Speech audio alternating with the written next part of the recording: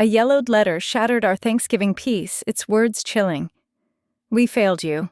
Hannah, 58, stands in a Montana cabin, turkey's warm scent clashing with icy dread. The letter, clutched tight, holds a family secret threatening to unravel bonds. Unlike vengeful tales, forgiveness guides this journey of truth. Will dialogue heal their scars? Join this emotional family story to uncover secrets and empathy. What family truths have you faced? Share below and dive in. The Montana ranch sprawls under a blanket of fresh snow, its log cabin glowing with amber light against the November dusk. Pine trees sway their branches heavy while the scent of roasting turkey drifts from the kitchen below. Inside, the air hums with the clatter of dishes and the faint crackle of a fireplace promising warmth for tomorrow's Thanksgiving reunion. I, Hannah, 58, climbed the creaky attic stairs, my breath catching in the chilly air. Dust motes dance in the beam of my flashlight, and the floorboards groan under my boots. I'm here to find extra chairs for the guests, but the attic feels like a museum of my family's past. Old trunks, faded quilts, and boxes of forgotten dreams. I pause my fingers, brushing a carved wooden box, its edges worn smooth. My heart tugs. It was Mom's Clara's from when I was a girl. I lift the lid, expecting photos or recipes, but instead a yellowed envelope stares back my name scrawled in shaky ink. Hannah, we failed you. My pulse quickens. The words hit like a slap, sharp and confusing. Who wrote this? Why now, on the eve of a reunion I've dreaded for years? I tuck the letter into my coat, my hands trembling, and head downstairs, the mystery burning in my chest. In the kitchen, Clara, 80, her silver hair pinned neatly, stirs gravy with a weary smile. Dad, Walter, 82, fumbles with a Zoom call on his laptop, muttering about this blasted technology. My brother, George, 55, polished and proud, chats with Beatrice, 60, my sister, who glances nervously at the door. The room buzzes with potluck prep, casseroles, pies, and laughter, but I feel like an outsider, the loser they've never let me forget. My business collapsed a decade ago, and their judgment still stings. Hannah grabbed the chairs, Clara calls her voice, warm but strained. I nod, avoiding George's smug grin. Always bouncing back, aren't you? He says, a hint of something sharp in his tone.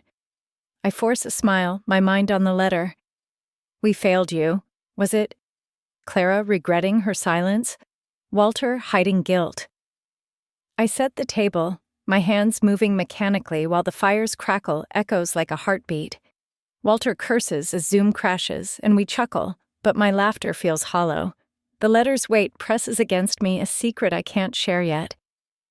I slip outside to the porch, the cold biting my cheeks. Snow falls softly, blanketing the ranch in silence. I think of the years I've spent away nursing shame over my failure, wondering if I'm enough. The letter feels like a key, but to what I resolve to ask Clara tomorrow to start a dialogue to face the truth. Inside, the family laughs, but I'm alone with my thoughts, the firelight flickering through the window like a promise of answers. What does this letter hide? I wonder, my breath clouding in the air. The reunion looms, and I'm not ready for what's coming. The Montana cabin crackles with the quiet chaos of Thanksgiving morning. Wooden beams creak as the furnace hums to life, wrapping the house in warmth, though the chill outside still seeps through the old window panes. Snow clings to the glass, blurring the view of rolling fields blanketed in soft white. Inside, the air is rich with cinnamon sage and roasting turkey, a symphony of scent that once meant comfort, but now feels like camouflage. The real game, it seems, is happening right here, across glances between silences, through unspoken resentments passed like gravy bowls. I, Hannah, 58, collect the plates with practiced hands, steady in motion, but brittle in spirit. The letter still rests in my pocket, creased, heavy, and unsigned. Hannah, we failed you. That sentence has been gnawing at me since I found it tucked between old recipe cards in Mom's cedar drawer. Who wrote it? Why now? And why does it feel both like a confession and a dismissal? George's earlier comments echo in my chest, sharp and smug. You should have known better, Evie. And Beatrice, my once close sister-in-law, can't seem to meet my eyes for more than a second without glancing away like I'm something she regrets seeing. She stirs her coffee too long, says nothing. Clara, 80, slumps in her chair at the far end, her body worn down by years of managing Walter's care, her eyes half-lidded with exhaustion. Walter himself is upstairs napping, oblivious to the thickening air below. George, 55, leans back in his chair, now legs sprawled out like he owns the room. He's regaling a few cousins with stories of real estate and stock options, his voice cutting through the warmth like a blade. So I told the guy, "If you can't close by Friday, don't bother calling Monday," he chuckles. Everyone chuckles with him. Except me. His gaze shifts, and suddenly I'm his target. "Hannah," he says, his tone syrupy. "You ever miss that little bookstore of yours?" He smirks, knowing exactly where this will go. I swallow. The room goes quieter than it should. "That was a long time ago." I manage brushing a crumb into a napkin, pretending not to care. "Oh, sure," George continues, voice louder now. "But what a mess, huh? All that debt just gone like poof." He laughs, and so do a few others. A ripple of amusement at my expense. The blood drains from my face. I feel exposed, raw. "It wasn't just about debt," I reply, the words sharp, cracking through the air. I poured myself into that place. I tried. "Not everyone gets lucky, George." A silence stretches like a drawn bow. Clara's eyes widen. Beatrice sets her fork down too fast it clinks against the china. I can feel everyone's attention now pulled toward this awkward rupture like moths to flame. "Touchy, aren't we?" George says, but his smile fades just a little. "Just saying some of us plan better, that's all."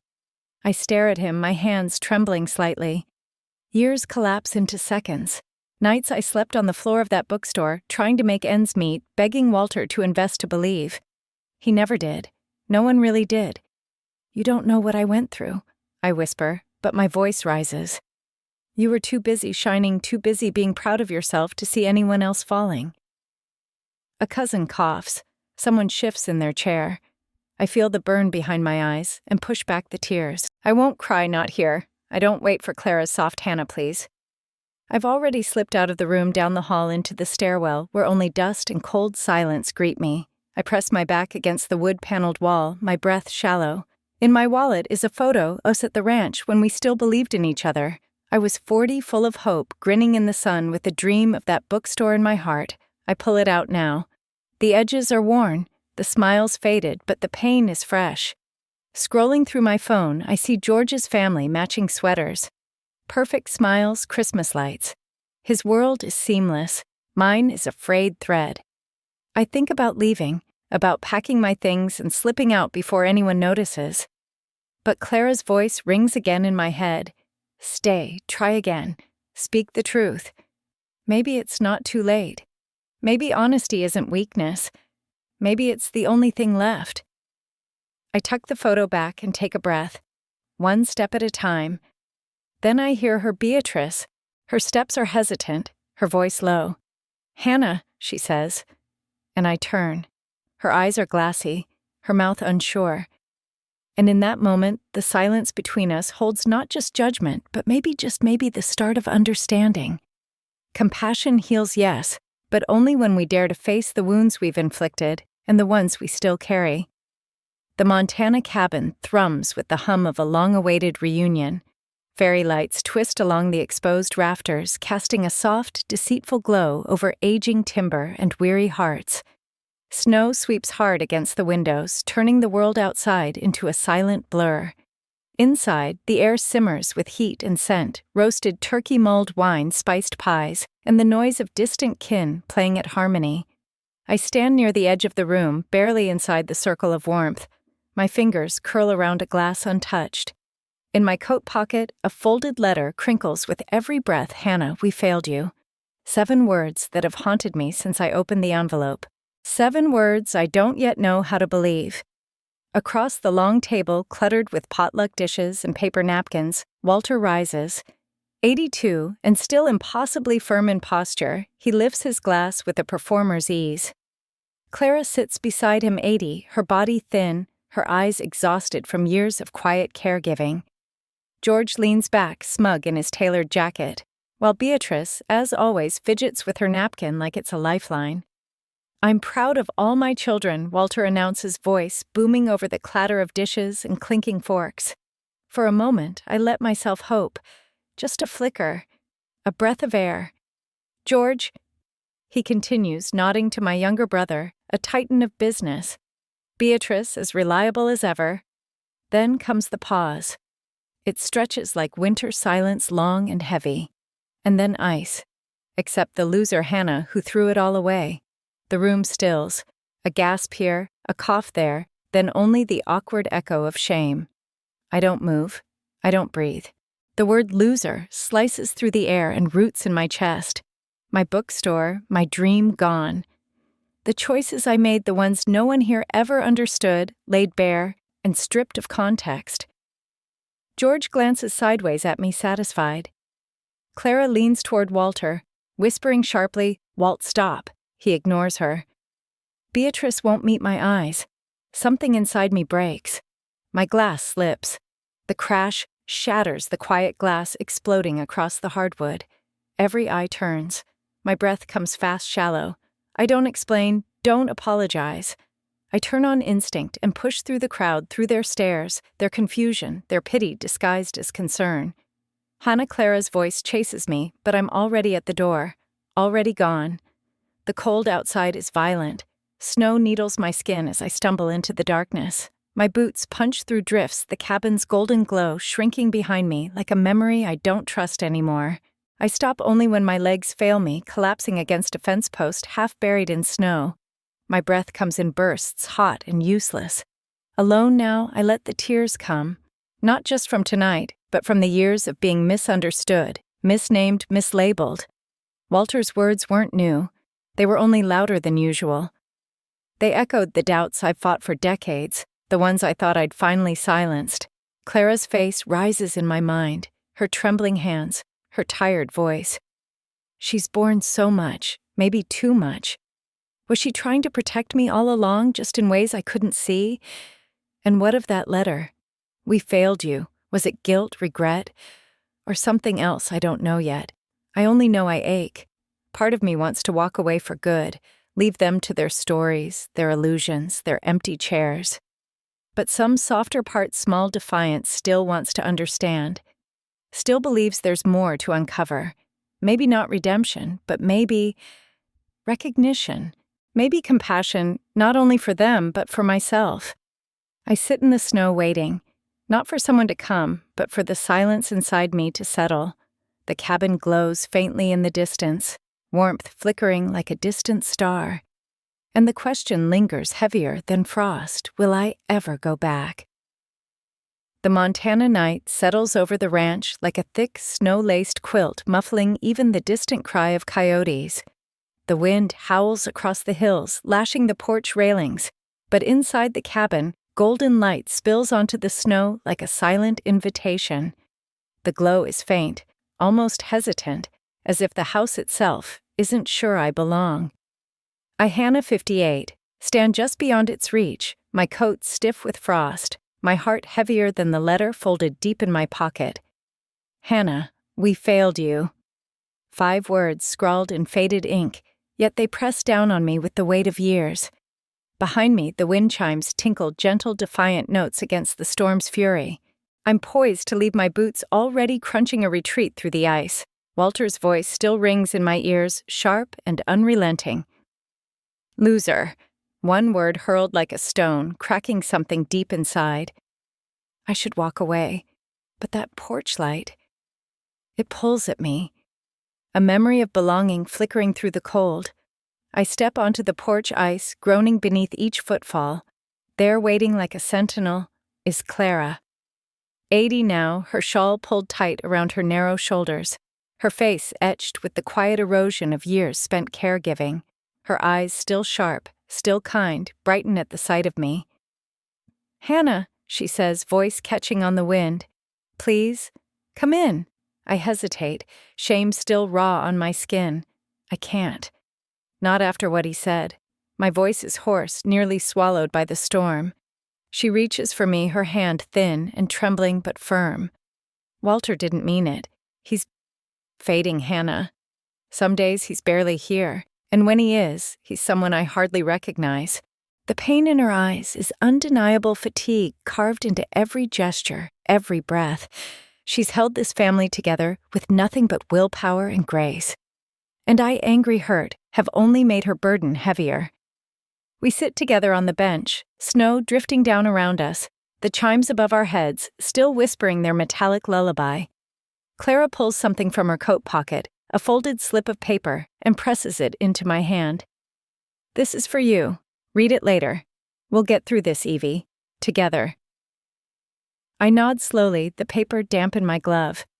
My other hand brushes against the old letter in my coat, that cursed apology I never asked for. "Why didn't you stop him?" I ask, quieter now.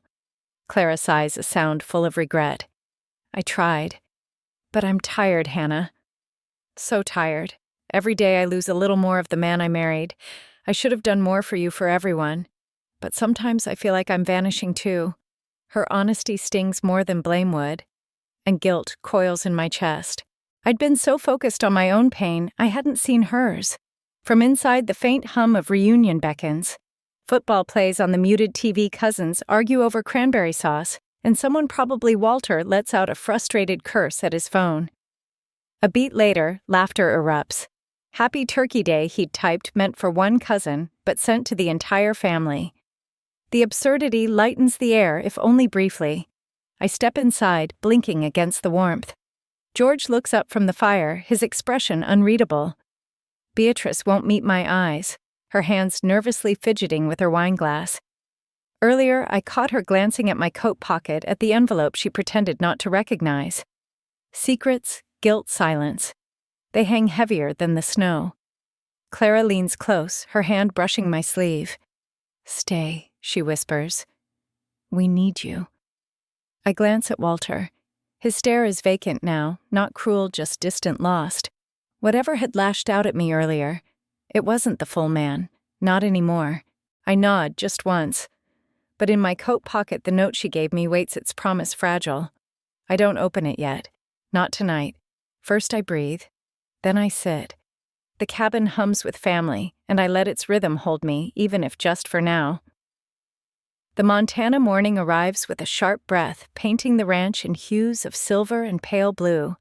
Snow clings to the wooden fence posts like lace, untouched and quiet. The barn, set slightly apart from the main cabin, holds a stillness the house no longer offers. Inside, the scent of hay dust and early winter hangs in the air, familiar grounding. Hannah 58. Step in quietly, boots crunching faintly on the straw-covered floor. After the brittle hope Clara offered last night, her voice cracking as she said, "Maybe we were wrong. I needed distance. I needed silence to untangle the ache in my chest. But even here, solitude is elusive." Behind me, the barn door creaks again. Beatrice. Her presence is hesitant but deliberate, as it has been since I arrived. At 60, my older sister usually commands a room with her cool certainty. Today, she looks haunted lips, pale shoulders hunched beneath her wool coat. Her eyes flit around the barn as though afraid of what might overhear. She's holding something, an old ledger bound in cracked leather and thick with age. "Hannah," she starts, voice barely more than breath, "we need to talk." I stiffen. My instinct is to shut down, to armor up, but something about her tone, less superior, more fragile, keeps me still. "Not here," I say, a reflex, though I don't move. She steps forward anyway, closing the space between us. "Please," she says, pressing the ledger against her chest. "You need to know. I should have told you years ago." We sit side by side on a hay bale, the cold creeping through the denim on my legs. The barn's silence surrounds us, save for the distant murmur of wind and the occasional clink of snow sliding from the roof. Beatrice opens the ledger slowly, almost reverently, like it's a sacred text. Her hands tremble. "Dad's business," she begins, voice trembling too. "It didn't just slow down. It collapsed. Years before you opened the bookstore." I blink. "What?" "He was broke, Hannah. He borrowed against everything. I found out and she swallows. I covered for him. I forged statements, paid small debts with savings. I thought I was protecting us." My breath catches. "You hid it. You let me think I failed on my own." Tears shimmer in her eyes now. He was ashamed. And I was too proud to admit how bad it was. "When your bookstore closed, he said nothing. let you carry it alone. But it was never just yours to carry. I turn away, heart pounding. My entire narrative of failure rejection of Walter's cruel indifference fractures. The memory of him refusing to co-sign alone of his dismissive, "You're not cut out for this," comes rushing back. But now it tastes different. Was he protecting himself from exposure? From the same debt Beatrice buried, the letter in my coat pocket. "Hannah, we failed you," suddenly grows heavier. So it was about this, I whisper more to myself. Beatrice nods. "When I saw you with the letter yesterday, I knew I couldn't keep lying." Outside the ranch begins to stir. The hum of voices, the clatter of coffee mugs against the kitchen counter floats faintly in. But in the barn, time feels suspended. The truths I carried have shifted, knocked loose by her confession. I look at Beatrice, not the icy older sister of my memories, but a woman with her own regrets. I rise slowly, the hay crackling underfoot. "Does George know?" I ask. "I don't know. Maybe." "He handled the estate," she replies, avoiding my gaze. And Clara Beatrice hesitates. She suspects more than she says. I exhale sharply, my breath fogging in the air. This family's so good at secrets, at silence, at letting wounds fester under civility. I press the letter tighter in my hand. Its words still burn, but now they illuminate too. Betrayal and guilt blur together, but a small seed of something else pushes through, understanding maybe. Not forgiveness, not yet, but something that might grow. "I need to talk to them," I say. Beatrice nods. "I'll stand with you, this time." We step out of the barn into the crisp light toward a house filled with coffee chatter and perhaps finally truth. The bedroom in the Montana cabin is quiet, too quiet. Its faded floral wallpaper whispers of a past long gone, and the single lamp casts a soft golden halo that barely reaches the corners of the room. Outside, snow thickens against the windows, sealing me inside like a secret no one wants to confront. I sit alone. Hannah, 58, wrapped not in warmth, but in the chill of isolation. From the main room, faint laughter and the clink of silverware drift in like echoes from a life I'm no longer part of.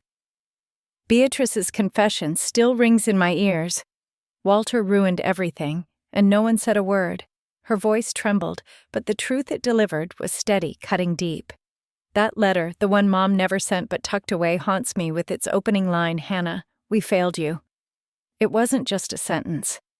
It was an admission. A confirmation that what I had always feared, always felt was true. Clara's note sits unopened on the nightstand, its neat fold almost mocking. "Mediation," she said. A chance to talk things through. But hope feels thin now. Walter called me a loser. Maybe that hurt. But the real wound runs deeper. It's the years of silence, the quiet acts of forgetting. Not once did they fight for me. They let me fade unremarked. I lower myself onto the edge of the bed, the mattress creaking like it remembers better days. My hands tremble as I unlock my phone. George's profile lights up the screen, flawless family portraits, smiling children, ski vacations, birthday cakes with glittering candles. He's built a picture-perfect world. And I'm not in it. Each swipe feels like a blow. Scroll. A lake trip. Scroll. His wife's promotion. Scroll. Their golden retriever in a Christmas sweater. I'm a ghost on the outside watching a parade of joy I was never invited to. Tears sting, but I don't stop scrolling. I see myself years ago, standing in the bookstore I tried to build from nothing, asking Walter for help, for belief, for a loan. His look was cold, clinical. "It's a waste, Hannah." He didn't even pretend to care. And Clara? She always looked away, always acted like it wasn't her place. Beatrice, the only one who saw, kept everything quiet. And now, here I am. Even in this place that once felt like a shared refuge, I am utterly alone. A knock comes soft, hesitant. Hannah Clara's voice is muffled. "Can I come in?" I swipe at my tears and nod, though my voice doesn't rise. The door creaks open. Clara steps in, and the years weigh heavy on her frame. Her shoulders slouch, dark circles under her eyes. Caregiver fatigue, I recognize it now. I lived it once, too. She sits beside me, hesitating. I'm sorry about Dad, she says gently. He's proud, Hannah. But he's wrong. I want to be moved, but her words can't reach the hollow I've become. Why didn't you fight for me? I whisper, my throat raw. You watched me fall and said nothing. I was the family failure and you let it happen.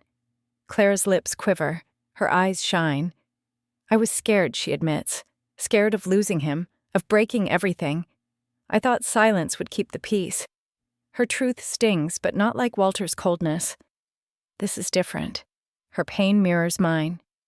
It doesn't undo the past, but it cracks open a door I thought was long sealed shut. I pull the old family quilt from the foot of the bed. It smells like cedar and memory. The patchwork is worn, but each stitch reminds me of something Clara once gave a quiet gesture, a whispered loyalty. I hold it tight, sobbing into its folds, the years of hurt finally finding air. Clara doesn't interrupt. She just holds my hand, her thumb tracing slow circles on my skin. And for a moment, the silence between us doesn't feel like abandonment. It feels like listening. I begin to see maybe I let the loneliness grow too, by retreating. Maybe I was waiting for them to fix something I never named. And maybe this is the moment to start naming it. My eyes flick toward her note still folded on the table. I reach for it not to accuse, not yet to forgive, but to understand. Beneath the weight of abandonment, something shifts. Despair softens. Resolve stirs. There is more to uncover, and maybe, just maybe, more to salvage. The attic of the Montana cabin groans softly beneath me, every creak echoing years I've tried to forget. Dust swirls in the slanted beams of morning light, filtering through a cracked window, casting long golden fingers across old trunks and warped boxes. The air smells of cedar paper and memory. Snow blankets the world outside, silencing the ranch beneath a hush, but the muffled sounds of laughter and clinking plates from the reunion below drift upward, threading through the past and present. I, Hannah 58, weary not yet broken, sit on an old trunk, a faded quilt bunched beneath me. My hands tremble as I open Clara's note, its folded paper soft at the creases. Hannah, I'm sorry. Let's talk. Just 4 words. But in them the tremor of a sister's guilt, and perhaps finally a doorway. Beside me rests the other letter, the one unsigned found yesterday between pages of Mom's gardening journal. Hannah, we failed you. No context, no explanation. But I know who we are, and I know what they failed to do. Last night, Walter had looked at me with that cold, dismissive sneer I know too well. You were always the loser, he muttered, as if it were truth, not cruelty. His words cut deeper than I expected, maybe because I'd heard them before, or maybe because a part of me once believed them. But now, Beatrice's quiet confession changes everything. Walter's empire had crumbled years ago, and no one told me. Beatrice had found out. Clara had known too. They'd all kept it from me. Digging through a box of Mom's keepsakes, my fingers find an envelope thick with dust. The bank's logo. The date 2010 makes my chest tighten. I pull out the letter. It's confirmation. A notice of foreclosure. The memory surges up like floodwater. My bookstore in the city, shelves full of stories and hope, each title handpicked with care. It was my dream, my livelihood. By 43, I'd built something of my own, and I lost it, sold it to cover debts that weren't mine. I remember the moment clearly. I had stood in Dad's office, desperate, my voice cracking. Please, I need help, just this once. He didn't even look at me. I can't, Hannah, he'd said. No explanation, no remorse. His hands stayed folded neatly on the desk while mine trembled. I used everything I had to save Walter. Not because he asked, but because family is supposed to be worth the sacrifice. And yet they let me go down with the ship. I bore the blame, the whispers, the empty bank account. I buried my bookstore, and with it, my pride. Clara knew. She'd seen the papers, heard the fights. But she was younger then, still tethered to Walter's approval, like a child to a sinking raft. I understand now her silence wasn't cruelty, it was fear. Fear of being next, of losing whatever illusion of safety remained. And Beatrice. Her guilt last night wasn't performative, it was years in the making. I sit back against the cold attic wall, the bank letter crumpled in my lap, tears slipping silently down my face. I want to scream, but more than that, I want the truth. Not for vengeance, but for closure. I've carried this weight alone for too long. Downstairs, the reunion continues. Voices rise in laughter, the smell of cinnamon and sage thick in the air. But something in me has shifted.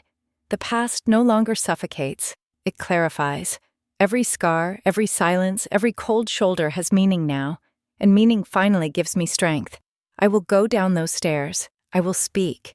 Not in anger, but with the clarity of someone who remembers everything and who's done hiding. Empathy doesn't just mend wounds, it exposes them too.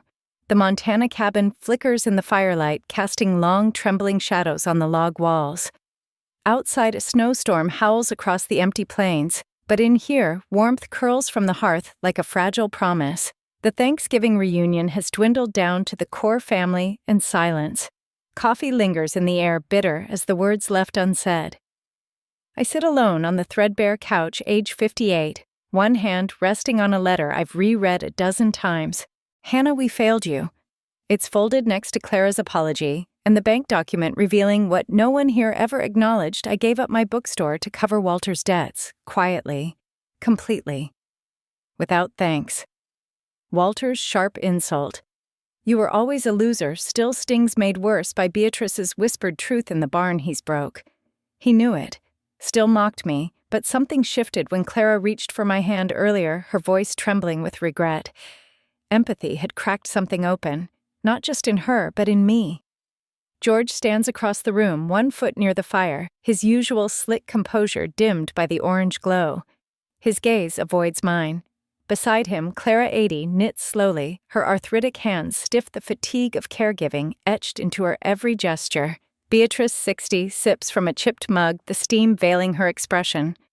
Walter snores lightly in the corner armchair, blissfully unaware that the floor beneath this family is shifting.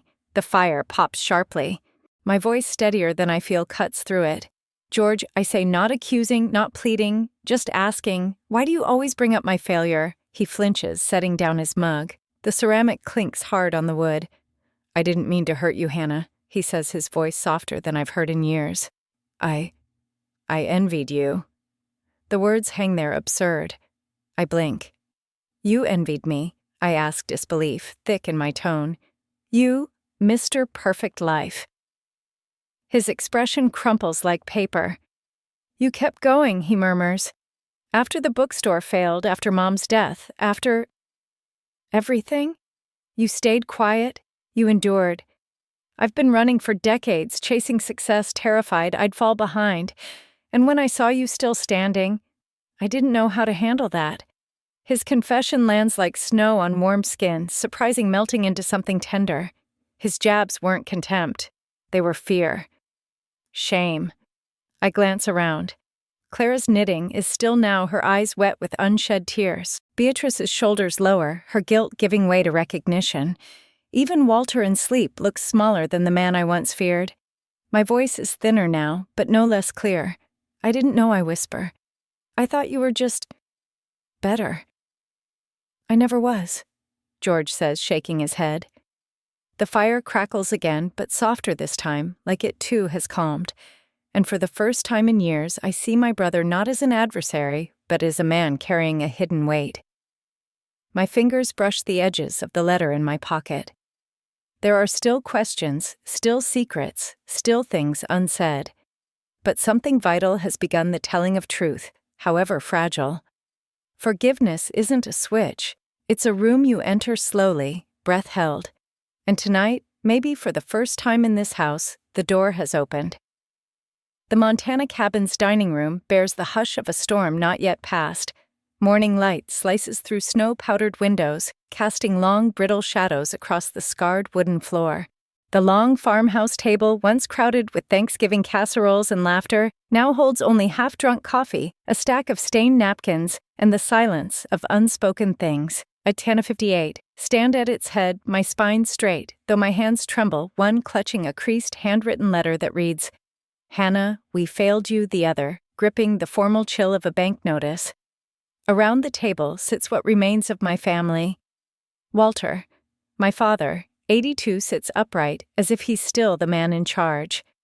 Though time has softened his shoulders and hollowed his stare, his jaw is locked, his gaze unreadable. Beside him, Clara, 80 and frail, her hair in a loose bun, like always, leans slightly forward, concern and exhaustion carved deep into her face from decades of caregiving. George, 55. My younger brother avoids my eyes, fiddling with his wedding band. His confession last night still echoes envy, shame, the burden of comparisons. Beatrice, 60.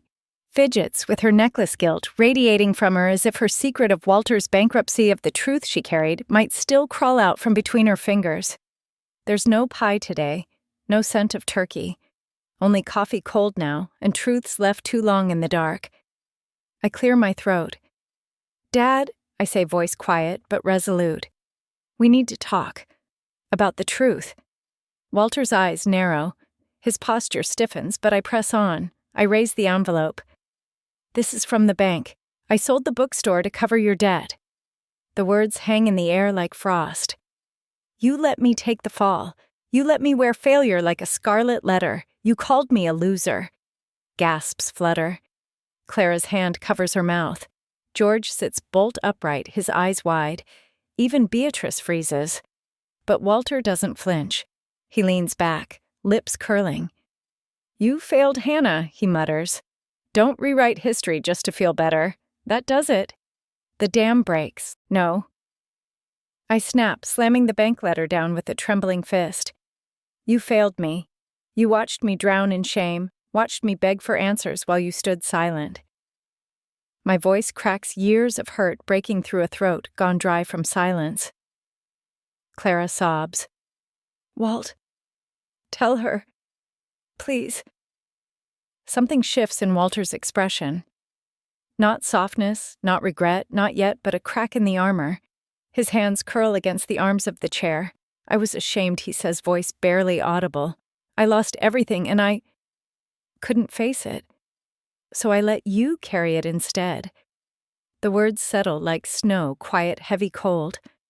I swallow hard, blinking fast. This isn't revenge.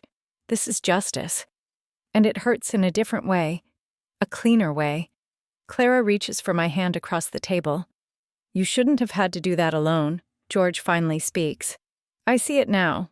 I was wrong about you. Beatrice's voice is a whisper. I should have told you sooner. I didn't know how.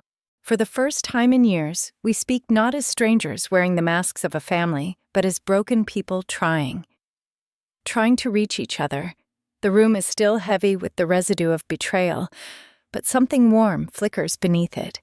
Tentative, cautious. Hope. I glance down at the handwritten letter. Hannah, we failed you. There's more I don't know. More secrets in this house, in this family. But for now, the silence has broken.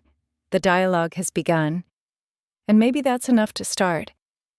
The Montana ranch lies quiet beneath a vast, star-strewn sky. Snow glistens softly across the fields, casting a muted glow that contrasts with the golden flicker of cabin lights in the distance. I sit on the porch, Hannah 58 wrapped in a heavy quilt, the wood creaking under my weight. The cold nips at my cheeks, but it's nothing compared to the sting left by Walter's confession earlier tonight. His eyes, thick with shame, had finally spoken the truth. The debts I'd carried the bookstore, I lost the silence he kept. Add to that George's long-held resentment and Beatrice's concealed knowledge, and the whole story begins to unravel like old thread pulled loose at the hem of a childhood sweater.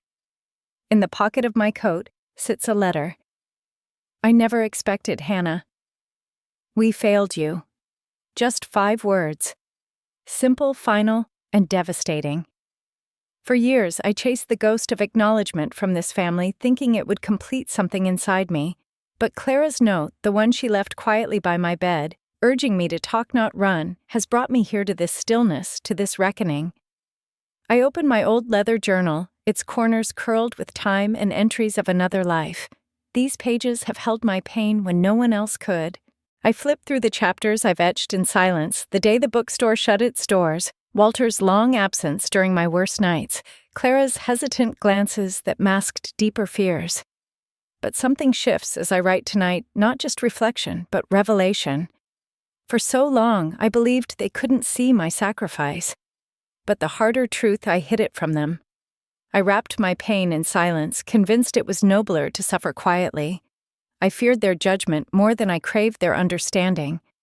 In my retreat, I let the word failure define me, let loser sit on my shoulders like snow that never melted. I gave them power they didn't ask for. Now the stars above seem clearer. They don't flicker, don't doubt their place in the sky. Why did Clara's caregiving, seen in the tremble of her fingers as she lifted Mom's spoon, taught me what grace looks like? George, in finally admitting he felt forgotten, gave me the gift of seeing past pride. Even Beatrice, wrapped in guilt, offered a doorway to forgiveness. But my lesson wasn't about them.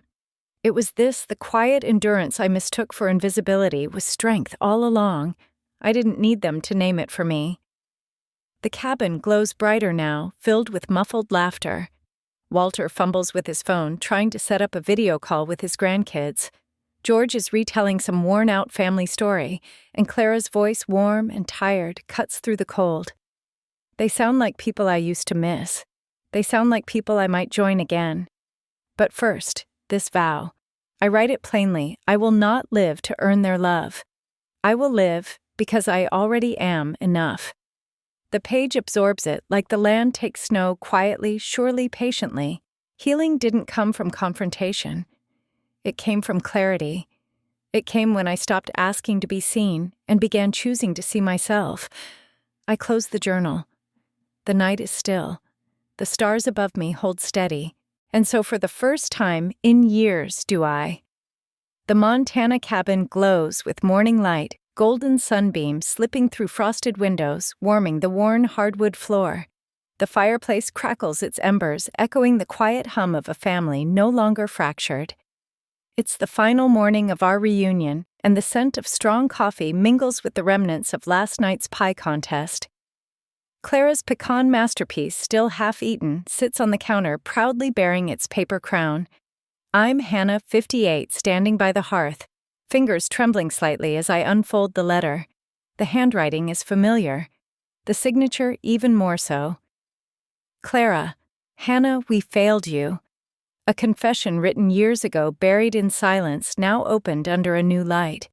The truth we've all long avoided: Walter's bitter outburst, George's resentment, Beatrice's guarded secrets, has come to the surface. But what surprises me most is my own realization: it wasn't just their silence that pushed me away. The dining room flickers with mismatched candles, their wax pooling beside potluck dishes lined up on the long oak table. Green bean casserole in a chipped ceramic bowl, sweet potato mash with tiny marshmallows melting on top, and Clara's famous pecan pie, already missing a slice. I, Hannah, 58, divorced, childless, and apparently still the family afterthought, move through the crowd of relatives with a tray of cornbread in my hands and a tight smile stretched across my face. The letter from last night feels heavier than the tray folded in my apron pocket, its words echoing in my mind. Hannah, we failed you. We're sorry. Clara, 80 now, and somehow still orchestrating these holidays. Like a general at war, moves between the oven and the sink with practiced ease. Her apron is dusted with flour, and her silver bun is coming loose, but the warmth in her voice when she barks orders hasn't faded. Still, I see the fatigue behind her eyes, the toll of caring for Walter, her son, my cousin, who's currently locked in a loud argument over football scores with one of the younger relatives. His voice rises above the others, abrasive and unfiltered. By the fireplace, George stands like a man posing for a magazine shoot. 55, successful, smug. His cashmere sweater fits like it was tailored for the occasion. He sips cider from a crystal tumbler, regaling a circle of younger guests with tales from his latest tech venture, words like seed round and exit strategy, floating through the air like foreign currency. Next to him, Beatrice, his wife, hovers near the doorway, her expression uneasy. Her eyes dart toward me and then away like a guilty child expecting the truth to crash through the door at any moment. Hannah, can you grab more plates? Clara calls, her voice a tether I gratefully grab onto. I set the cornbread down, about to obey, when George's voice slices through the hum Hannah always bounces back. Remember when her little shop tanked? His grin is too wide. The room chuckles, not cruelly but carelessly. like they've accepted this version of me, the failure. The footnote. My cheeks heat, but I force a smile. Yeah, I mutter quite the bounce. Clara frowns at him, but George is already spinning his next tale, soaking up admiration. I retreat to the kitchen where Clara is stirring cranberry sauce, her hands trembling just slightly. You all right? I ask, softening. She doesn't look up. Just tired. Walter's been a handful lately. Her voice trails off. I want to place a hand on her shoulder to remind her she's not alone, but the letter burns between us. That letter, written by someone in this house, speaks of guilt, of a failure that was never mine. Was it her way of confessing, or someone else's way of exposing what Clara kept hidden? We talk recipes for a while. A neutral topic. She smiles faintly. You should talk to George, she says finally. He doesn't mean it, but I'm not so sure. Back in the dining room, I try again. I ask a cousin about her daughter's college plans, nod along to stories about scholarships and dorm life. Then George cuts in again, loud enough for all to hear Hannah tell them about your, what was it, craft store? The room quiets. I swallow. It was a bookstore, actually. He smirks. Right. Books. Laughter flickers. Beatrice fidgets with her napkin, her eyes trained on the tablecloth. Her silence feels deliberate, like she knows something, like she's hiding something. I step outside. The wind greets me with a slap of cold air. Snow falls harder now, painting everything in white noise. The trees bow slightly under its weight. I breathe deep, willing the tightness in my chest to ease. Inside there's warmth, but not safety. George's mockery. Clara's silence. Beatrice's nerves. I clutch the letter through the fabric of my coat pocket. There are truths here, buried under cranberry sauce and small talk dressed in sweaters and polite smiles. I just don't know who's ready to face them. But maybe I am. Maybe that's the first step. The Montana cabin's dining room glows with a dim amber warmth as late afternoon sunlight filters through frosted windows. Outside, snow piles gently along the porch railings and fence posts, but inside, despite the laughter and the hum of conversation, there's a frost that clings to my skin. The oak table groans under half-finished potluck dishes, turkey bones, cranberry sauce smeared on china, a cooling pecan pie untouched in the corner. A football game flickers on the muted television, but no one is watching. It was the shame I carried, the shame I let fester and isolate me. Clara, now 80, moves slower, but seems lighter today. Her face lined with the years of caregiving and burden is soft with peace. She lays out mismatched mugs on the old oak table. Walter, 82, mutters under his breath at the tablet in his hand, struggling with a video call. But when the screen flickers to life and a cousin's face appears, his gruff joy draws laughter from all corners of the room. George, 55. No longer wrapped in the self-importance he wore, like armor, quietly helps with the dishes. Beatrice, 60, unfolds the family quilt and drapes it over the rocking chair, a piece stitched with patches from birthdays, funerals, and summers on the ranch. Each square tells a story, each thread a memory. There's no tension now, just a quiet fullness, like the house itself is breathing easier. I take a breath and speak. Let's sit. Let's talk. We gather in a loose circle, the fire casting shadows on faces I once feared I'd never fully trust again. Steam rises from our mugs. Outside, the snow starts to fall silent, soft, unbothered by history. Walter starts. His voice still holds that gravelly edge, but today it's laced with humility. Hannah, he says, eyes meeting mine. I was wrong. You're not a burden. You carried this family when the rest of us couldn't see straight. You saved us. I swallow hard, nodding slowly as tears sting my eyes. Clara reaches for my hand, her grip gentle. I should have said something years ago. I was tired, but that's no excuse. I let you stand alone, and I'm sorry. George clears his throat. I used to look down on you, thought your quiet made you weak. But now I see it made you brave. Braver than me. Beatrice wipes her eyes, voice trembling. I kept things hidden because I thought I was protecting you. But secrets don't protect, they corrode. Please forgive me. Their words, raw and unpolished, feel more healing than anything polished ever could. And when I speak, I do so without hesitation. I let shame convince me I didn't belong. I wore it like a coat for so long. But I'm taking it off now. I'm tired of running from love. There are more tears, but also laughter. We remember that summer when the horses escaped the fence. We hum the tune we always sang at family gatherings off-key, but united. The fire pops as if in approval. Clara no longer carries the caregiving weight alone. We promise her it's our turn now. Walter's triumph with the video call, small silly, is enough to make us laugh again. George offers to stay a few extra days. Beatrice suggests updating the quilt with the new patch this weekend. I fold the letter one last time, but it no longer feels heavy. The guilt that once sat on my chest has dissolved. What's left is this warmth, truth, forgiveness. A family mended not by grand gestures, but by showing up, speaking honestly, and staying in the room. We are enough.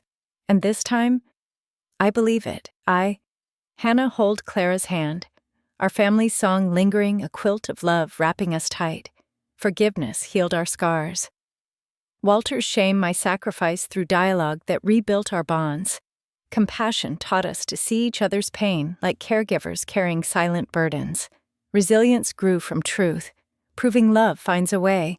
Share your family's healing story below what truths brought you closer.